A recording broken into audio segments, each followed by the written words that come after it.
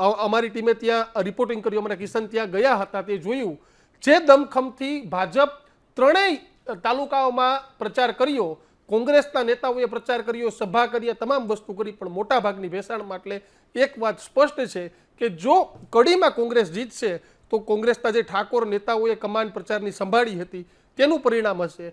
પણ જો જૂનાગઢમાં ભાજપ જીતે છે તો કોંગ્રેસ છે તેની ક્યાંક મીઠા આશીર્વાદ હશે, ક્યાંક તેનો સપોર્ટ હશે. બાકી જે પ્રમાણે સિનારીઓ બન્યો હતો, ગોપાલ ઇટાલિયા 2 મહિના પહેલા નામ જાહેર થઈ ગયું હતું, પરંતુ સટ્ટા બજારના આંકડાઓ કંઈક અલગ કહે છે, પત્રકારોના આંકડા અલગ કહે છે. એટલે રોનકભાઈ ભરેલું નાળિયેર છે, પરંતુ તમે શરૂઆત કરી હતી ને કે 21 રાઉન્ડ, છેલ્લા રાઉન્ડ સુધી આ લડાઈ છે તે ચાલવાની છે. દીક્ષિત, પણ એક વાતથી ઇનકાર ન કરી શકાય કે ગોપાલ ઇટાલિયાએ જબરજસ્ત પરિશ્રમ કર્યો છે.